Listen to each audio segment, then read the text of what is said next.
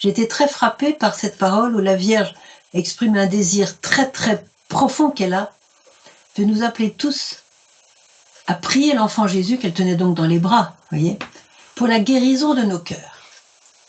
Est-ce qu'on n'a pas besoin d'une guérison?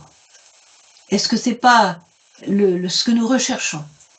Est-ce que c'est pas la chose essentielle que nous recherchons pour pouvoir être vivants, pour pouvoir être joyeux, pour pouvoir être nous-mêmes?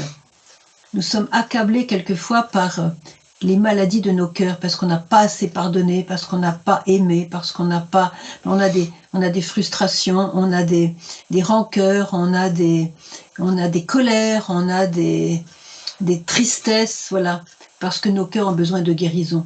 Ce qui se passe lorsque l'on ne prie pas l'enfant Jésus, c'est que toutes ces plaies que nous portons dans notre cœur à cause du mal qu'on a reçu, le mal qu'on nous a fait et le mal que nous avons fait nous-mêmes, ce sont des plaies qui deviennent infectées.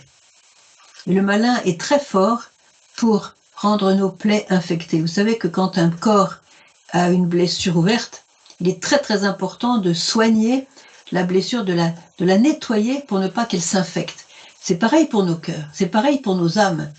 Quand une plaie a été infectée par le péché, ça peut prendre des proportions jusqu'à nous désespérer, au moins minimum nous décourager. Et combien aujourd'hui sont découragés? Alors, devant cette situation qui est celle du monde, vous le savez bien, la Vierge nous donne un conseil qui va nous sauver. Elle nous dit, abandonnez au Seigneur votre vie et votre cœur, pour que le Seigneur les guérisse par sa grâce. Qu'est-ce que ça veut dire, abandonnez-vous au Seigneur, abandonnez-lui votre vie et votre cœur? Ça veut dire quoi? Ça veut dire que vous le mettez à la première place. Lorsque vous avez une décision à prendre, lorsque vous avez un chemin à prendre, lorsque vous avez un choix à faire, bien sûr, on peut penser, on peut réfléchir, on peut même ressentir quelque chose. Mais d'abord, Seigneur, toi, qu'est-ce que tu en penses? Qu'est-ce que tu ferais à ma place? Comment est-ce que tu vas me conduire dans cette situation? C'est toi, Seigneur, mon guide, c'est toi, mon berger.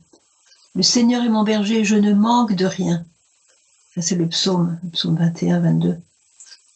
Abandonner, ça veut dire lâcher. Je tiens quelque chose avec ma pensée, avec mes sentiments, je tiens ça, je le lâche.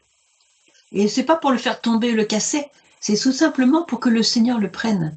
Parce que s'il le prend lui, avec ses mains divines, il va agir divinement. Mais si je le tiens, je le bloque, je l'empêche d'agir divinement, parce que je tiens encore la chose. Et en fait, j'empêche Dieu de travailler dans ma vie. J'empêche Dieu de faire son travail, justement, son travail de guérison, son travail de me donner la paix, son travail de restauration de ma véritable identité telle qu'il m'a créée. Nous sommes tous des créatures de Dieu, et Dieu n'a raté personne. Dieu n'a pas raté une seule de ses créatures. Et toutes les créatures sont belles.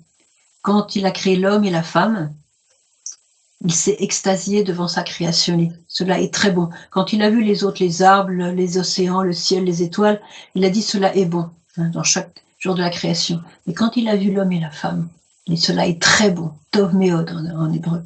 Et donc, parce que c'est très beau. Nous sommes créés à l'image et à la ressemblance de Dieu. Alors, qu'est-ce qui se passe?